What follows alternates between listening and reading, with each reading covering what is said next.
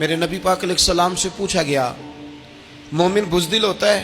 حضور نے فرمایا ہو جاتا ہے، کبھی یہ غلطی آ جاتی ہے۔ حضور مومن کنجوس ہوتا ہے؟ فرمایا کبھی ہو جاتا ہے۔ یا رسول اللہ مومن جھوٹا بھی ہوتا ہے؟ تو میرے رسول فرمانے لگے نہیں، میرا کلمہ پڑھنے والا ساری غلطیاں کر سکتا ہے، میرا مومن جھوٹ نہیں بولا کرتا۔ مومن جھوٹ۔ ابو سفیان کو کیسر روم نے، ہرکل نے اپنے دربار میں کھڑا کر کے کہا ابو سفیان ابھی کلمہ نہیں پڑھتے تھے، تمہارا کوئی رشتہ ہے نبی پاک سے جنہوں نے مجھے بھی خط لکھا ہے کہ مسلمان ہو جاؤ؟ کہنے لگے ہاں میں چچا ہوں رشتے میں۔ کہا وہ کیسے ہیں پیغمبر؟ تو ابو سفیان کہتے ہیں چونکہ میں مخالف تھا، میں نے وہ ساری باتیں کی جو ہم ان کے خلاف کرتے تھے۔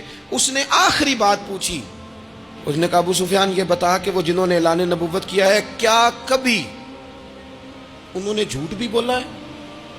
تو ابو سفیان کہتے ہیں کہ ایک منٹ کے لیے میں نے کہا کہہ دوں، مخالفت تھی نا، تو پھر میں نے سوچا یہ تو عرب کی وزاداری کے خلاف ہے، عرب میں سے تو کوئی جھوٹ بولنا پسند ہی نہیں کرتا، اور پھر میں اگر حضور کو معاذ اللہ جادوگر شاعر کہوں گا تو شاید کسی کو ایک منٹ کے لیے متوجہ کر سکوں، اور نبی پاک نے جھوٹ بولا ہے، یہ تو مانے گا ہی کوئی نہیں۔ کہتے ہیں بادشاہ نے پھر زور دے کے کہا سردار بتاتے کیوں نہیں، کیا کبھی انہوں نے جھوٹ بھی بولا ہے؟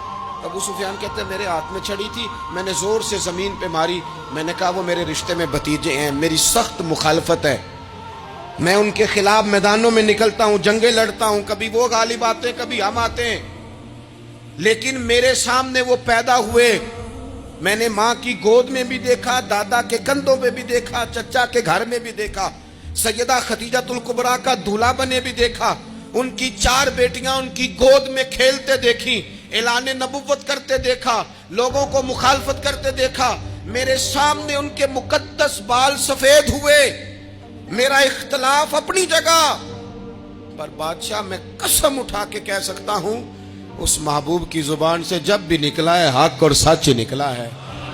اسیر دشمن کی چاہ میں بھی، وہ مخالفوں کی نگاہ میں بھی امی ہے، صادق ہے، معتبر ہے، میرا پیغمبر عظیم تر ہے، میرا پیغمبر عظیم تر ہے، میرا پیغمبر عظیم تر ہے۔ جھوٹ نہیں کبھی حضور نے بولا۔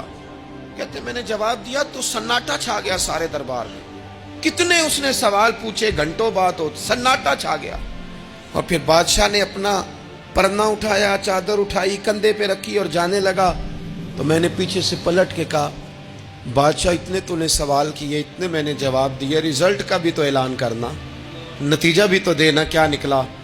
تو کہتے ہیں وہ جا رہا تھا، وہیں کھڑے کھڑے اس نے چہرہ میری طرف پھیرا اور کہنے لگا سردار نتیجہ تو نکل آیا ہے، رزلٹ تو نکل آیا۔